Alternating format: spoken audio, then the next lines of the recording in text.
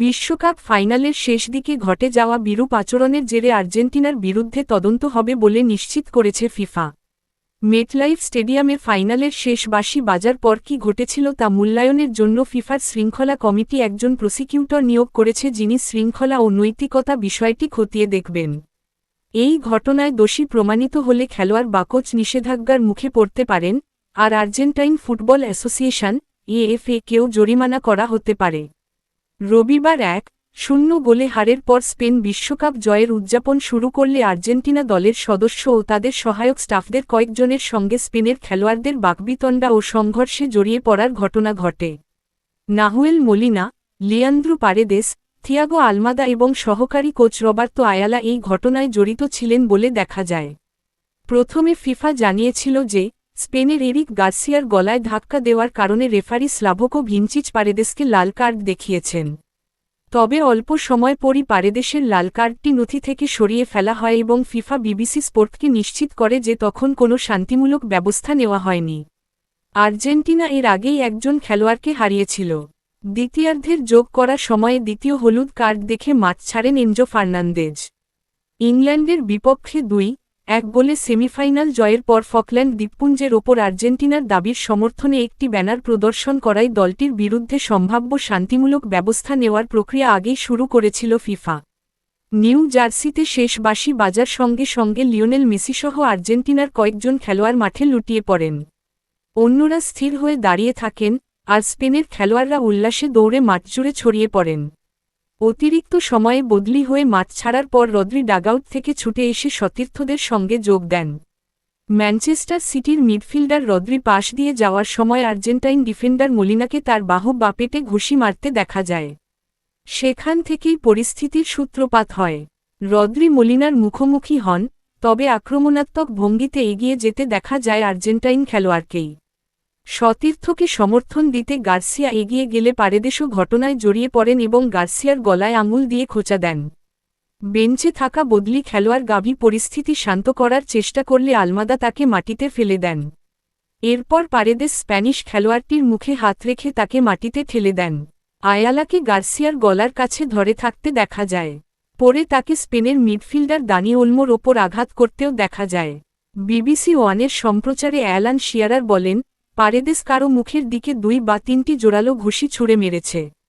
সে তাদের ওপর চড়াও হয়েছিল। এর কোনো যুক্তি নেই। আমরা জানি বিষয়টি তাদের কাছে কতটা গুরুত্বপূর্ণ এবং হেরে গেলে কতটা কষ্ট লাগে। কিন্তু হার মেনে নেওয়ারও একটি পদ্ধতি আছে।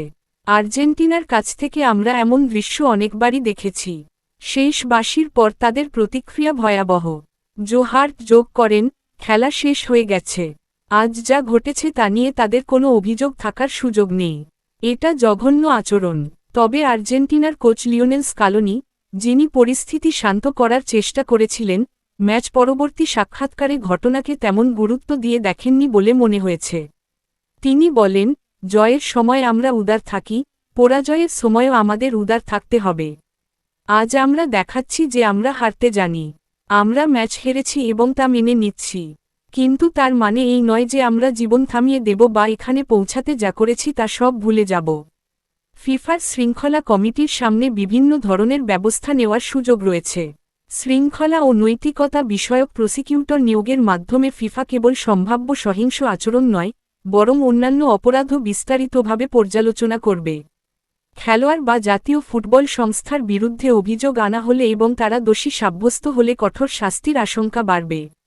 শৃঙ্খলা বিধিমালার 13 নম্বর অনুচ্ছেদে আপত্তিকর আচরণ ও ফেয়ার প্লে নীতিমালা অন্তর্ভুক্ত রয়েছে। খেলোয়াড় ও স্টাফদের কর্মকাণ্ডকে শোভন আচরণের মৌলিক নিয়ম লঙ্ঘন এবং ফুটবল খেলা ও অথবা ফিফার সুনাম ক্ষুণ্ণ করে এমন আচরণ হিসেবে বিবেচনা করা হতে পারে। শৃঙ্খলা ও নৈতিকতা বিষয়ক প্রসিকিউটর অভিযোগকে গুরুতর বা লঘু করে এমন উভয় ধরনের পরিস্থিতি বিবেচনায় নেবেন এবং তার বৈশ্বিকভাবে নিষেধাজ্ঞা আরোপের ক্ষমতাও রয়েছে। আর্জেন্টিনা কী ধরনের শাস্তির মুখে পড়তে পারে? স্পেনের ফুটবল ফেডারেশনের সাবেক সভাপতি লুইস রুবিয়ালেস স্পেনের নারী বিশ্বকাপ জয়ের পর জেনি এরমোসোর ঠোঁটে চুমু দেওয়ার ঘটনায় ফিফা এই ধারার অধীনে তার বিরুদ্ধে অভিযোগ এনেছিল। রুবিয়ালেসকে 2023 সালে 3 বছরের জন্য সব ধরনের ফুটবল সংশ্লিষ্ট কর্মকাণ্ড থেকে নিষিদ্ধ করা হয়েছিল এবং তিনি সেই সিদ্ধান্ত বাতিলের আবেদনেও সফল হননি। 2014 সালের বিশ্বকাপে ইতালির ডিফেন্ডার জর্জিও কিয়েলিনিকে কামড় দেওয়ার কারণে উরুগুয়ের স্ট্রাইকার লুইস সুয়ারেজকে 4 মাসের জন্য সব ধরনের ফুটবল সংশ্লিষ্ট কার্যক্রম থেকে নিষিদ্ধ করা হয়েছিল। এর ফলে লিভারপুলের খেলোয়াড় হিসেবে তিনি প্রিমিয়ার লিগ মৌসুমের প্রথম 9টি ম্যাচ খেলতে পারেননি। তবে আলমাদা, আয়ালা, মলিনা ও পারেদেসের ক্ষেত্রে এত দীর্ঘ নিষেধাজ্ঞা হওয়ার আশঙ্কা কম। অন্যদিকে সাম্প্রতিক বছরগুলোতে নিজেদের খেলোয়াড়দের আচরণ নিয়ে এএফএ বেশ কয়েকবার সমস্যায় পড়েছে। 2022 বিশ্বকাপ ফাইনালের পরও আপত্তিকর আচরণ ও ফেয়ার প্লের নীতিমালা লঙ্ঘন এবং খেলোয়াড় ও কর্মকর্তাদের অসদাচরণ সংক্রান্ত অভিযোগের মুখোমুখি হয়েছিল আর্জেন্টিনা। দক্ষিণ আমেরিকার দলটি পেনাল্টিতে ফ্রান্সকে হারিয়েছিল, তবে তাদের উদযাপনের ধরন নিয়ে সমালোচনা হয়েছিল। অ্যাস্টন ভিলার গোলরক্ষক এমিলিয়ানো মার্তিনেজ টুর্নামেন্টের সেরা গোলরক্ষকের ট্রফি নিয়ে অশোভন অঙ্গভঙ্গি করেছিলেন। পরে ড্রেসিংরুমে তাকে ফ্রান্সের তারকা কিলিয়ান এমবাপ্পেকে বিদ্রূপ করতেও দেখা যায়। আর্জেন্টিনাকে 18,300 পাউন্ড জরিমানা করা হয়েছিল এবং তবে কোনো খেলোয়াড়ের বিরুদ্ধে ব্যবস্থা নেওয়া হয়নি। তবে 2024 সালে চিলি ও কলম্বিয়ার বিপক্ষে বিশ্বকাপ বাছাইপর্বের ম্যাচে আপত্তিকর আচরণের দায় মার্তিনেজকে 2 ম্যাচের জন্য নিষিদ্ধ করা হয়েছিল। চিলির বিপক্ষে 3-0 গোলের জয়ের পর তিনি কোপা আমেরিকার একটি প্রতিরূপ ট্রফি ব্যবহার করে তার কুখ্যাত উদযাপন পুনরাবৃত্তি করেন। 4 দিন পর কলম্বিয়ার বিপক্ষে 2-1 গোলের হারের পর মাঠে এক ক্যামেরাম্যান কাছে এলে তিনি নিজের গ্লাভস দিয়ে ক্যামেরায় আঘাত করেন। 2024 সালে আর্জেন্টিনার কোপা আমেরিকা জয়ের পর চেলসির মিডফিল্ডার এনজো ফার্নান্দেজ তার পোস্ট করা একটি ভিডিওর জন্য ক্ষমা চাইতে বাধ্য হন। ফরাসি ফুটবল ফেডারেশন গানটিকে বর্ণবাদী ও বৈষম্যমূলক স্লোগান বলে উল্লেখ করেছিল। এই বিশ্বকাপে ইংল্যান্ডের বিপক্ষে ম্যাচের পর প্রদর্শিত ব্যানারের কারণেও এফএ সম্ভবত জরিমানার মুখে পড়তে যাচ্ছে।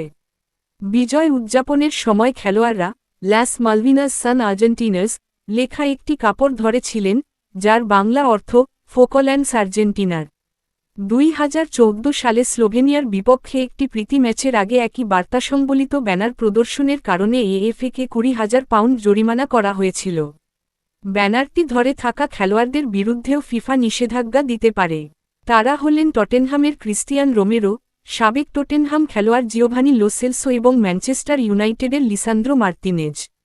ইউরো 2024 ফাইনালে ইংল্যান্ডকে 2-1 গোলে হারানোর পর বিজয় উদযাপনের সময় জিব্রাল্টার স্পেনের স্লোগান দেওয়ায় স্পেন অধিনায়ক আলভারো মোরাতা এবং সতীর্থ রদ্রিকে উয়েফা 1 ম্যাচের জন্য নিষিদ্ধ করেছিল। আর্জেন্টিনার আচরণ নিয়ে ফিফার প্রসিকিউটরের তদন্ত শেষ করতে কত সময় লাগবে সে বিষয়ে কোনো নির্দিষ্ট সময়সীমা নেই। 18 ফেব্রুয়ারি উয়েফা রিয়াল মাদ্রিদের বিপক্ষে বেনফিকার 1-0 গোলের পরাজয়ের ম্যাচে ভিনিসিয়াস জুনিয়রের প্রতি জিয়ানলুকা প্রেস্তিয়ানি কথিত বর্ণবাদী মন্তব্য করেছেন কি না তা তদন্ত করতে একজন নৈতিকতা ও শৃঙ্খলা পরিদর্শক নিয়োগ করেছিল। 24শে এপ্রিল, অর্থাৎ 2 মাসেরও বেশি সময় পরে, সমকামী বিদ্বেষী আচরণের দায় প্রেস্তিয়ানিকে 6 ম্যাচের নিষেধাজ্ঞা দেওয়া হয়, যার মধ্যে 3 ম্যাচের শাস্তি 2 বছরের জন্য স্থগিত রাখা হয়েছিল।